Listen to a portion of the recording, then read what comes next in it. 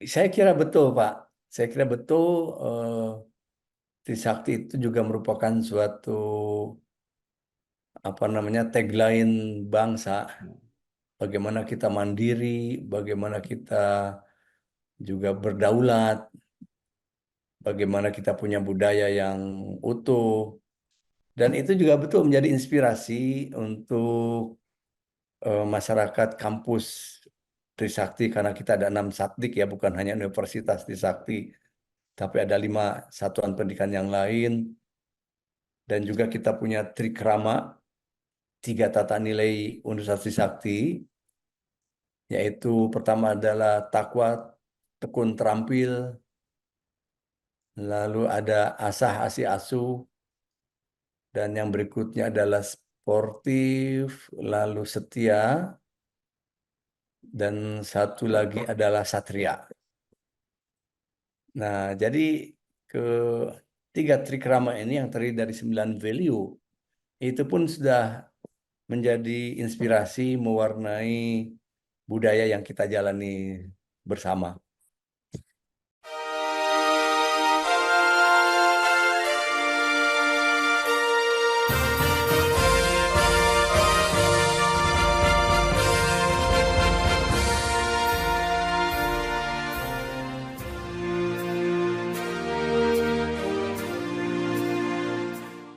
Di kanal Inspirasi untuk Bangsa. Mudah-mudahan kanal ini selalu bisa memberi inspirasi, motivasi, dan edukasi.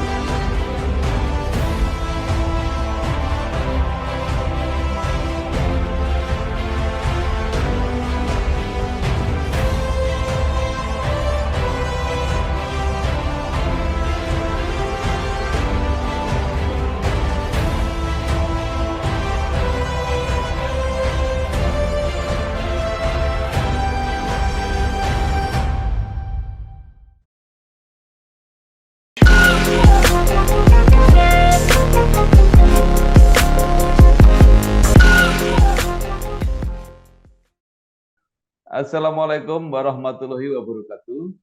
Bersama saya Bambang Sadono di kanal Inspirasi untuk Bangsa. Mudah-mudahan kanal ini selalu bisa memberi inspirasi, motivasi, dan edukasi. Kami sedang mempersiapkan beberapa video wawancara untuk ikut mendokumentasikan perguruan tinggi Indonesia yang sudah mencapai akreditasi unggul. Menurut rencana, selain akan kami tayangkan secara digital, juga akan kami bukukan. Saat ini saya sudah bersama dengan Profesor Dr. Insinyur Kadarsah Suryadi, DA. Beliau adalah Rektor Universitas Trisakti. Apa kabar, Prof? Alhamdulillah, kabar baik, Pak Bambang. Iya. Profesor Kadarsah lahir di Kuningan 22 Februari 1962, menyelesaikan S1 Fakultas Teknik Industri di ITB, S2 dan S3 di Prancis, kemudian mengawali karir sebagai dosen di ITB, pernah kemudian menjadi guru besar, pernah menjadi rektor ITB, dan saat ini menjadi rektor Universitas Trisakti periode 2023-2028. Nah, Prof, mungkin secara singkat bisa diceritakan perjalanan karir akhirnya sampai menjadi rektor di Universitas Trisakti. Monggo, Prof, silakan, Prof. Oke, jadi ceritanya saya sih mengalir saja, Pak Bambang. Mengalir seperti air, apa yang diamanatkan saya jalani. Jadi waktu itu sebelumnya kan 2015 2020 mendapat tugas sebagai rektor di ITB. Lalu setelah 2020 bulan Januari selesai, oleh kementerian saya diminta untuk menjadi pelaksana tugas atau PJS Rektor Universitas Trisakti mulai tanggal 5 April 2021. Lalu karena itu adalah amanat negara, ketika kementerian memberikan tugas, itu adalah tugas negara. Maka saya sebagai ASN harus menjalankan apa yang diamanatkan oleh negara. Nah, pelaksana tugas saya jalani dari 2021 5 April Sampai kemarin 2023 bulan November. Setelah itu em, Yayasan Trisakti yang sudah dibentuk oleh kementerian, oleh pemerintah itu menugasi saya lagi untuk menjalankan tugas sebagai rektor definitif Universitas Trisakti 2023 sampai 2008. Jadi simpel sekali, intinya saya mengalir karena tugas negara saya jalani sebagai ASN gitu Pak Bambang. Welcome to Indonesia, a charming archipelago that astounds everyone. Come study with us at the top university in Indonesia, Universitas Negeri Semarang. There are 9 faculties and 74 study programs are ready and waiting for you. Let's study together, shaping the brightest future. We offer you scholarships to make studying with us convenient for you. Realizing your dream, achieving your goal. UNES, in? Ya, baik Prof.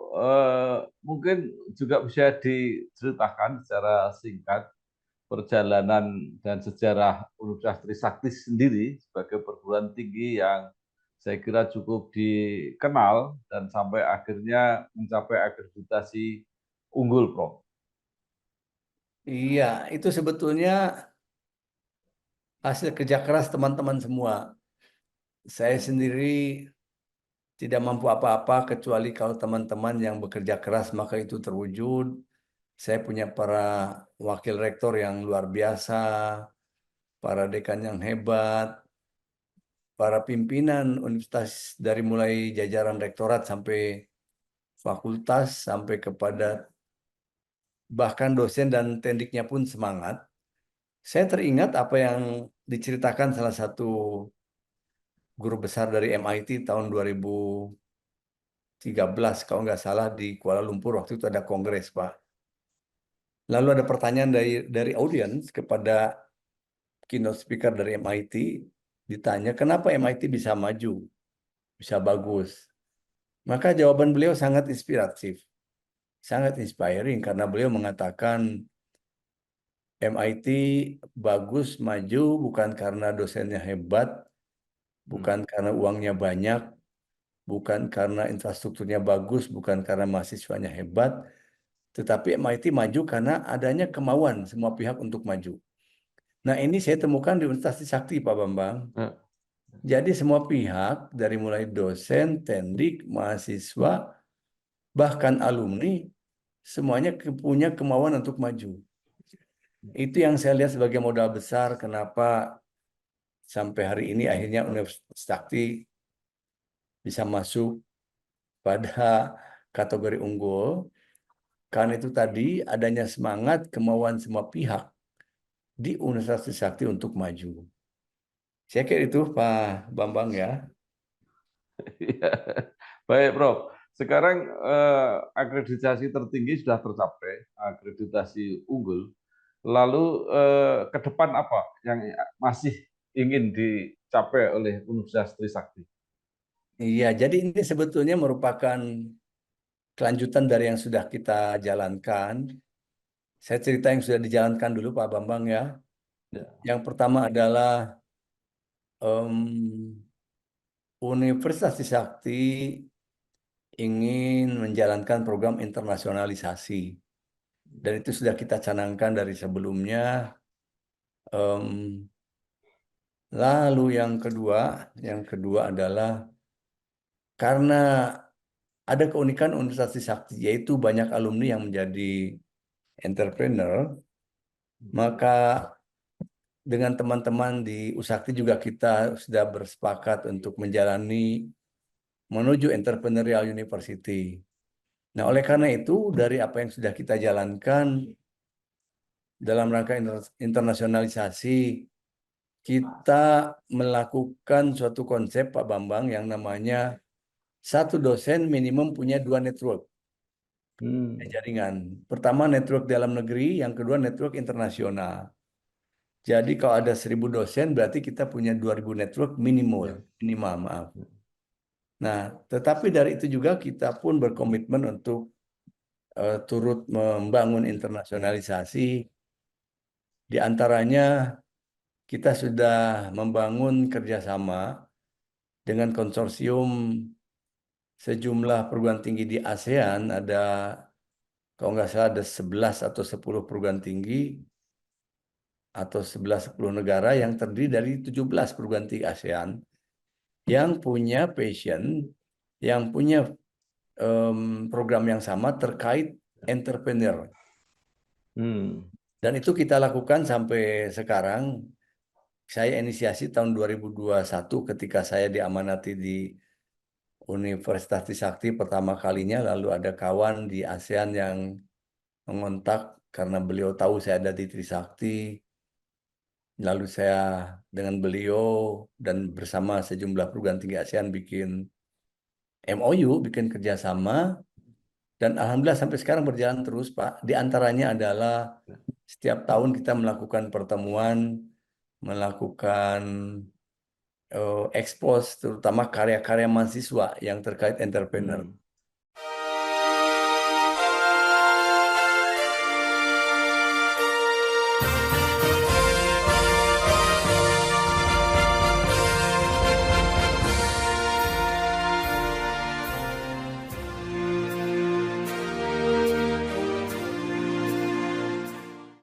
Dan di dalam sendiri di kampus kita punya program yang namanya Collegepreneur, inkubator bisnis, lalu kita menyelenggarakan kuliah kewirausahaan entrepreneur yang berbasis standar internasional. Kita didampingi oleh Wadhwani Foundation dari Amerika yang foundernya adalah orang dari India. Wadhwani Foundation ini sudah mendampingi 14 negara, sejumlah perguruan tinggi di 14 negara, salah satunya Universitas Trisakti. Ini kita akan jalankan terus ke depan program ini. Kenapa? Karena kita ingin Universitas Trisakti juga berkontribusi kepada bangsa dan negara untuk meningkatkan pertumbuhan ekonomi. Karena semakin banyak entrepreneur, maka ekonomi negara tersebut akan semakin maju. Itu harapan kita, oleh karena itu program entrepreneurship akan kita jalankan terus ke depan. Demikian juga yang kedua tadi, internasionalisasi.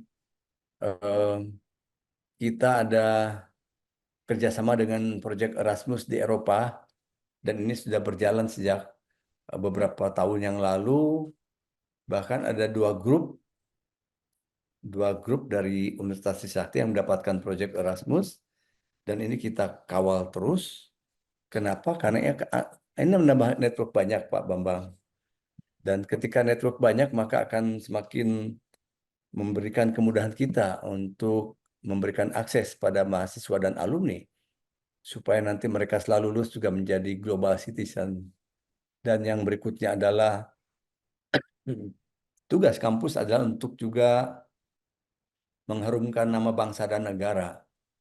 Oleh karena itu, ketika kita nanti dikenal oleh masyarakat global, maka berarti kita mewakili negara juga, membantu negara untuk ikut dihormati oleh bangsa lain di dunia. Itu terkait internasionalisasi. Dan kita banyak yang sudah dilakukan internasionalisasi. Kita dapat kunjungan dari sejumlah duta besar dan kita juga manfaatkan untuk MOU. Lalu kita juga membuat program yang namanya TRISEP, Trisakti Student Exchange Program. Maaf. Nah, TRISEP itu adalah setiap musim panas seperti sekarang, sejumlah mahasiswa asing mereka melakukan stay di Universitas Trisakti, ada yang sebulan, ada yang 6 bulan. Tujuannya adalah untuk mempersiapkan yang kita sebut dengan cross culture interaction, supaya sejak dini mahasiswa kita mengenal sahabat mereka dari negeri lain. Karena siapa tahu mahasiswa kita someday di masa depan menjadi pemimpin, lalu mahasiswa asing juga menjadi pemimpin di negaranya, maka perkenalan mereka saat ini akan mempermudah hubungan mereka di masa depan. Jadi Itu yang kita lakukan dan juga kita sedang menjalankan sekarang itu dipersiapkan yang namanya National Classroom. Jadi Pak Bambang, National Classroom itu adalah kita menyiapkan mata kuliah tertentu yang nantinya bisa diakses oleh seluruh mahasiswa di Indonesia. Dan juga bukan hanya mahasiswa, tapi masyarakat luas yang ingin mendapatkan ilmu pengetahuan. Kenapa? Karena saya sampaikan Universitas Trisakti bukan untuk Universitas Trisakti saja, tapi juga untuk masyarakat, bangsa, dan negara.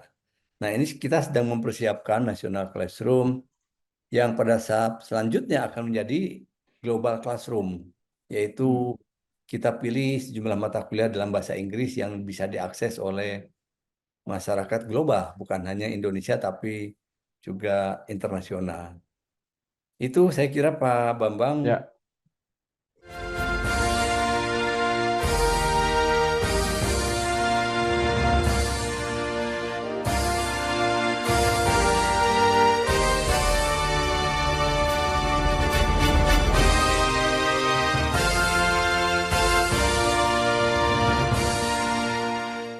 Kemudian kalau dilihat dari student body misalnya, juga kemudian program-program studi yang ada, kesiapan dosen, nah nanti mungkin juga sampai ke alumni.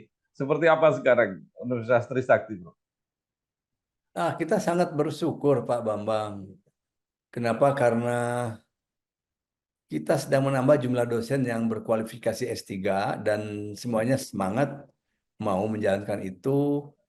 Lalu guru besar juga semakin bertambah. Sejak berdiri, Universitas Trisakti itu sudah menghasilkan 76 guru besar. 76 guru besar sejak awalnya ya, sejak tahun 65. Lalu juga yang sangat membanggakan adalah perhatian alumni itu sangat besar kepada alma mater. Banyak sekali alumni yang ketika melihat adik kelasnya setelah lulus belum dapat kerja, itu langsung dibantu. Paling tidak juga magang di perusahaannya atau dibantu mencari channeling. Dan juga ada alumni yang berdatangan ke kampus, mereka menyumbang alat praktikum, lalu juga menyumbang perlengkapan kemahasiswaan. Nanti Pak Bambang kalau ke kampus tanggal 17 Agustus, ada marching band, itu alatnya baru semua. Itu bantuan alumni, Pak. Bantuan alumni. Lalu juga kita sering menjalankan kuliah-kuliah umum yang berbasis profesional, itu para alumni yang berbicara. Jadi apa-apa yang ada di luar, di alumni itu dengan cepat disalurkan ke masyarakat kampus. Dan juga dosen-dosen juga, itu tadi yang saya katakan bahwa Universitas Trisakti maju karena ada kemauan semua pihak untuk maju. Saya lihat banyak sekali dosen yang punya kawan di dalam maupun luar negeri. Itulah para dosen yang membangun network. Demikian juga alumni. Jadi ini total football Pak Bambang. Iya. Alumni, dosen, mahasiswa, tendik. Dan saya katakan bahwa kita harus menyemangati diri dengan semangat continuous improvement, tidak boleh berhenti. Maka kita dalam 1 tahun itu paling tidak minimum 1 kali melakukan RTM, rapat tinjauan manajemen, yaitu mengevaluasi menyeluruh dari mulai jajaran rektorat sampai kepada program studi. Tujuannya adalah untuk melakukan scanning apa-apa yang sudah baik harus dilanjutkan, dan apa-apa yang belum maju kita majukan. Dan semuanya dikawal oleh Badan Jaminan Mutu dan oleh Badan Pengawas Internal atau SPI.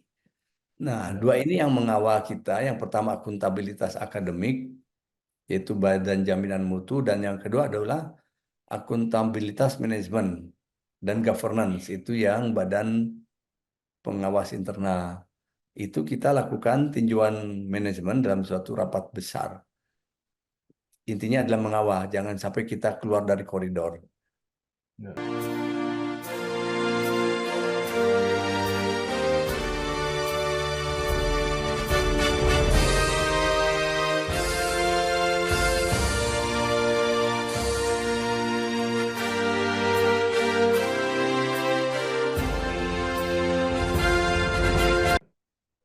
Baik, Prof. Kalau dilihat dari jumlah mahasiswa saat itu sampai berapa dan tiap tahun berapa yang masuk, mereka Ya, berada di berapa program studi, fakultas dan sebagainya, Prof. iya. Jadi student body saat ini ada 18 ribuan, Pak Bambang. Ya. Terdistribusi di 9 fakultas dan ada sekitar 52 program studi S1, S2, S3, dan profesional dan vokasi. Nah, untuk jumlah mahasiswa tahun ke tahun itu cenderung stagnan, artinya jumlahnya tetap penerimaan mahasiswa baru. Tetapi tahun ini ada berita yang menggembirakan karena terjadi peningkatan jumlah pendaftar tahun ini, Pak Hmm. Bambang. Alhamdulillah. Ya. Dan juga jumlah yang diterima juga meningkat. Nah, tinggal kita menunggu berapa orang yang betul-betul mendaftar ulang. Hmm. Jadi tahun ini sampai hari ini jumlah yang diterima itu sudah di atas 8.000. Hmm. Tahun lalu hanya 6 ribuan. Nah, dari 8.000 ini sedang berproses yang mendaftar ulang yang nantinya akan masuk sebagai mahasiswa. Mohon doanya saja semoga semakin Ya. meningkat karena Ya. dari 12 ribuan yang mendaftar ada 8.000 yang lolos diterima, Ya. kualitasnya bagus dan kita sedang menjalani proses pendaftaran ulang. Mudah-mudahan jumlahnya meningkat sesuai dengan meningkatnya yang diterima. Ya, baik. Kalau dari segi alumni, Prof, sampai sekarang sudah berapa alumni dan Nah, mungkin bisa digambarkan tokoh-tokoh alumni yang mudah dilihat oleh masyarakat ada di mana saja. baik, jumlah alumni sampai wisuda bulan Mei yang lalu itu 159.859 orang. Kalau saya tidak salah ingat angkanya itu. Ya.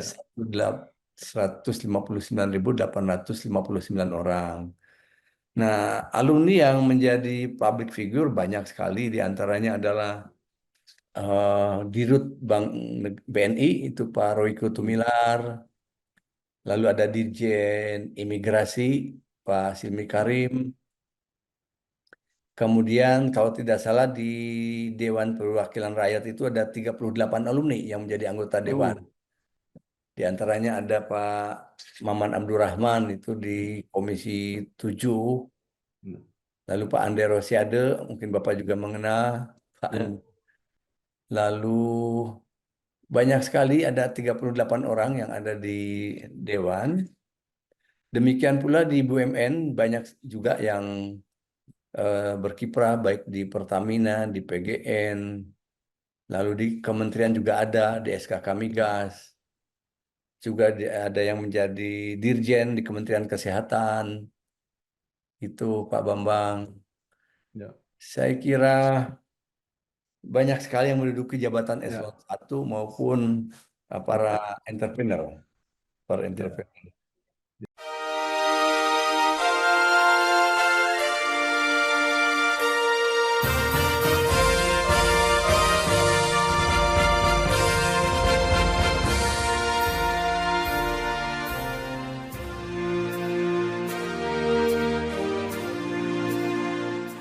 Iya.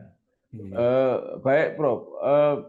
Trisakti memproklamirkan diri sebagai universitas entrepreneur di Indonesia. Apakah banyak apa, Prof? Pengusaha-pengusaha Indonesia yang berasal dari Trisakti? Oh ya, betul. Ini salah satu keunikan Universitas Trisakti. Banyak sekali alumninya yang menjadi entrepreneur, menjadi pengusaha. Ya. Baik pengusaha di bidang infrastruktur, di bidang produk maupun jasa, termasuk energi baru terbarukan. Ya.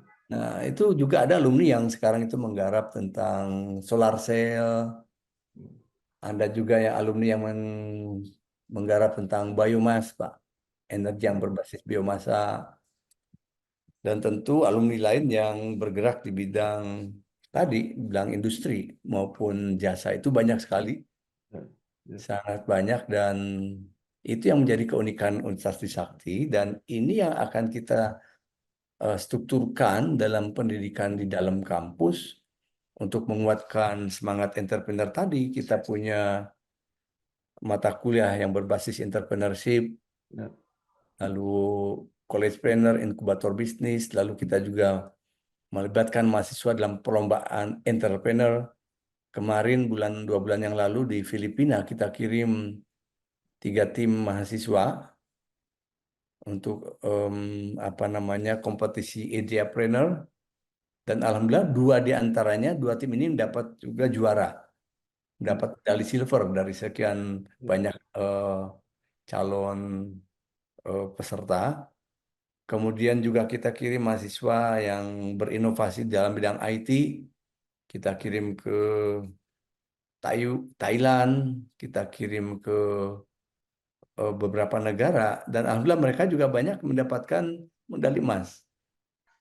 Baik, Prof. Nah, sekarang kalau karakteristik kekhasan Universitas Trisakti, apakah nama Trisakti kalau tidak salah berasal dari pidato Bung Karno itu juga menjadi salah satu karakter dari Sivitas Akademika Trisakti, Prof?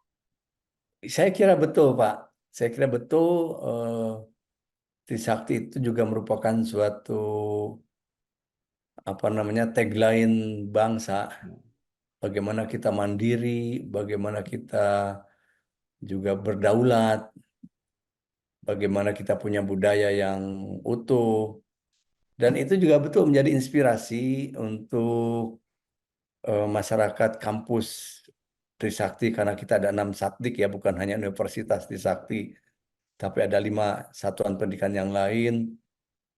Dan juga kita punya trikrama, 3 tata nilai Universitas Trisakti, yaitu pertama adalah takwa, tekun, terampil, lalu ada asah, asih, asuh, dan yang berikutnya adalah sportif, lalu setia, dan satu lagi adalah satria. Nah, jadi ketiga trikrama ini yang terdiri dari 9 value, itu pun sudah menjadi inspirasi mewarnai budaya yang kita jalani bersama.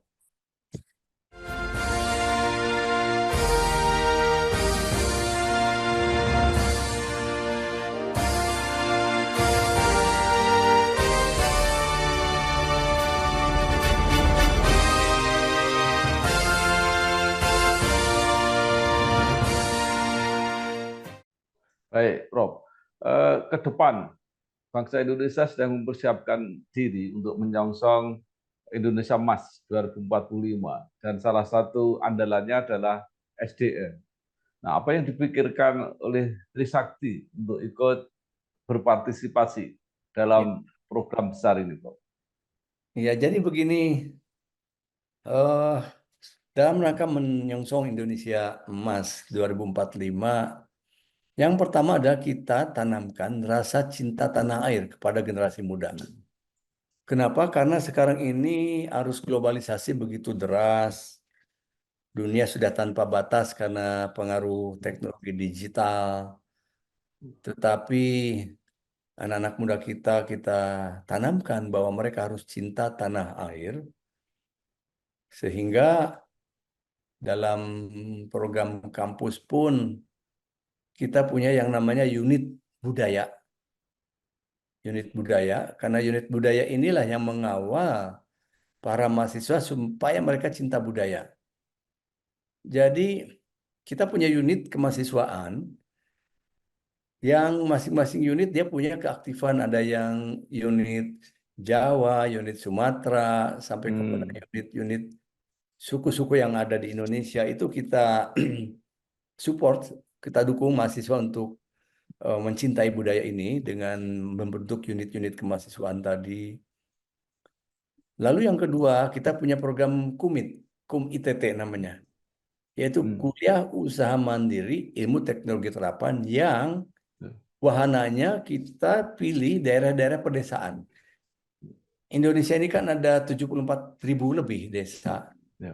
Lalu mahasiswa kita sadarkan bahwa ada desa yang harus kita cintai, yang harus kita bantu, maka para mahasiswa ini disiapkan, kita kirim ke berbagai desa untuk berinteraksi dengan masyarakat desa supaya mereka paham betul apa yang menjadi kebutuhan mereka. Dan itu berjalan baik, Pak Bambang. Berjalan baik, kenapa? Karena dengan adanya interaksi itu, empati mahasiswa kita semakin tumbuh. Mereka melakukan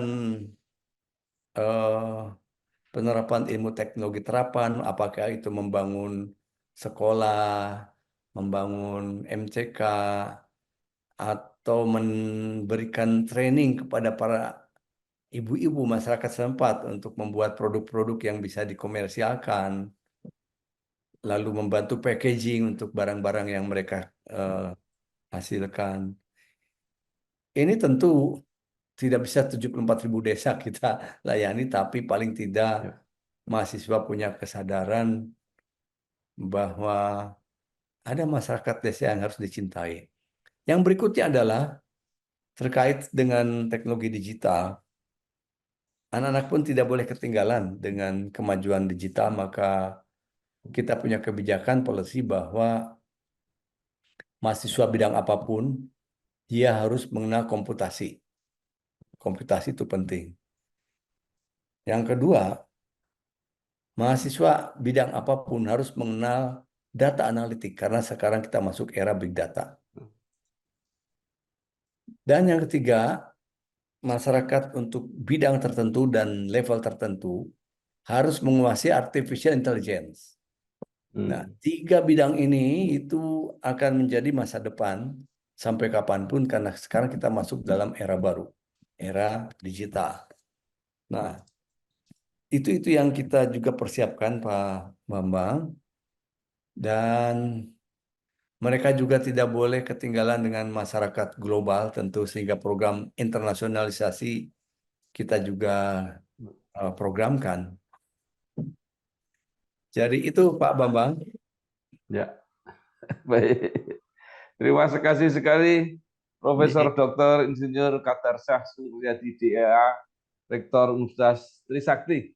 Banyak sekali yang sudah disampaikan, mudah-mudahan ini menambah pengetahuan dan wawasan kita dan memberi semangat untuk menyiapkan SDM ke depan menuju Indonesia Emas 2045. Sekali lagi terima kasih Prof. Sukses terus. Assalamualaikum warahmatullahi wabarakatuh. Waalaikumsalam. Salam sehat selalu. Nggih, matur nuwun. Sami-sami.